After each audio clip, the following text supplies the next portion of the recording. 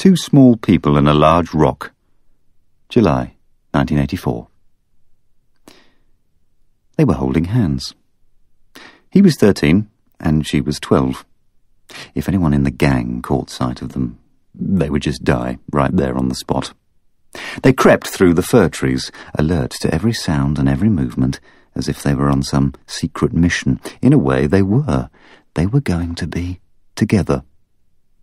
But they didn't know that yet.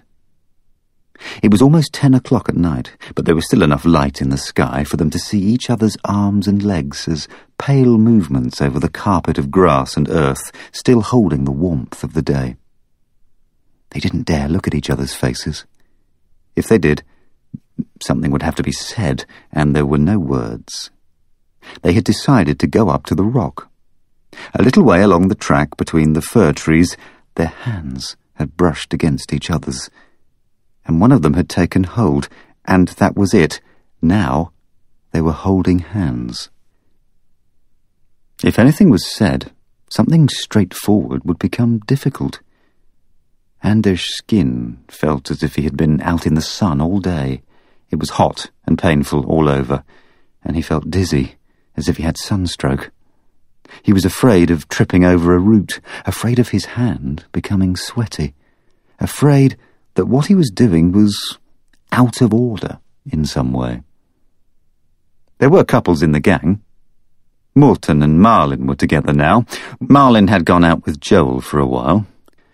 It was okay for them to lie there kissing when everybody could see them. And Morton said he and Marlin had got as far as petting down by the boathouses. Whether or not it was true, it was okay for them to say and do that kind of thing. Partly because they were a year older, partly because they were good-looking, cool. It gave them license to do a lot of things, and to use a different language too. There was no point in trying to keep up. That would be embarrassing. You just had to sit there, staring, trying to laugh in the right places. That's just how it was. Neither Anders nor Cecilia was a loser. They weren't outsiders like Hendrik and Bjorn, Hubba and Bubba. But they weren't part of the clique that made the rules and decided which jokes were funny either. For Anders and Cecilia to be walking along holding hands was utterly ridiculous. They knew this. Anders was short and borderline spindly, his brown hair too thin for him to give it any kind of style. He didn't understand how Morton and Joel did it. He tried slicking his hair back with gel once, but it looked weird, and he'd rinsed it out before anyone saw it.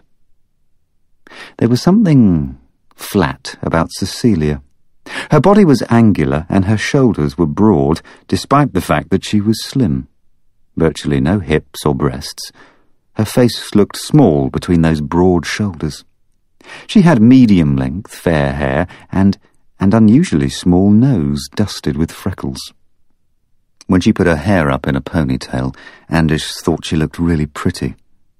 Her blue eyes always looked just a little bit sad, and Anders liked that. She looked as if she knew. Morton and Joel didn't know. Marlin and Erlin didn't know. They had the feeling, said the right things, and were able to wear sandals without looking stupid. But they didn't know. They just did things. Sandra read books and was clever, but there was nothing in her eyes to indicate that she knew. Cecilia knew, and Anders could see that she knew, which proved that he knew as well. They recognized one another. He couldn't explain what it was that they knew, but it was something. Something about life, about how things really were. The terrain grew steeper, and as they made their way up towards the rock, the trees thinned out. In a minute or two, they would have to let go of one another's hands so they'd be able to climb. Anders stole a glance at Cecilia. She was wearing a yellow and white striped T-shirt with a wide neckline that revealed her collarbone. It was just unbelievable that she had been linked to him for what must be 5 minutes, that her skin had been touching his, that she'd been his. She had been his for 5 minutes, Soon they would let go, move apart, and become ordinary people again. What would they say then? Anders looked down. The ground was starting to become stony. He had to watch where he was putting his feet. Every second he was expecting Cecilia to let go, but she didn't. He thought perhaps he was holding on so tightly that she couldn't let go. It was an embarrassing thought, so he loosened his grip slightly. Then she let go. He spent the 2 minutes it took to climb up the rock, analysing whether he had, in fact, been holding her hand too tightly, or whether loosening his grip had made her think he was about to let go, so she let go first. Regardless of what he knew, or did not know, he was convinced that Joel and Morten never had this kind of problem. He wiped his hand furtively on his trousers. It was slightly stiff and sweaty.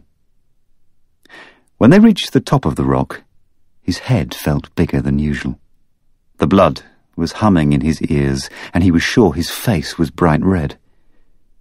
He stared down at his chest, where a little ghost looked out from a circle with a red line through it. Ghostbusters. It was his favourite top, and it had been washed so many times that the outline of the ghost was becoming blurred. It's so beautiful. Cecilia was standing at the edge of the rock looking out over the sea. They were up above the tops of the trees. Far below they could see the holiday village where almost all their friends lived. Out at sea the ferry to Finland was sailing along, a cluster of lights moving across the water. Further away and further out there were other archipelagos whose names Anders didn't know. He stood as close to her as he dared and said, "I think it's the most beautiful thing in the world," and regretted it as soon as the words were out of his mouth. It was a stupid thing to say, and he tried to improve matters by adding, "That's one way of looking at it." But that wasn't right either. He moved away from her, following the edge of the rock. When he had walked all the way round, a distance of perhaps 30 metres, and was almost back with her, she said, "It's odd, isn't it? This rock, I mean." He had an answer to that. "It's an erratic boulder, according to my dad, anyway." "What's that?" He gazed out across the sea, fixed his eyes on the Guverstein lighthouse, and tried to remember what his father had told him. Anders made a sweeping movement with his arm, taking in the surrounding area.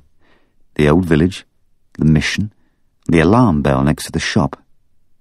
Well, when there was ice covering everything here, the Ice Age, the ice picked up rocks, and when it melted, these rocks ended up all over the place. So where did they come from, originally? His father had told him that as well, but he couldn't remember what he'd said. Where could the stones have come from? He shrugged his shoulders. From the north, I suppose. From the mountains. I mean, there are a lot of rocks there.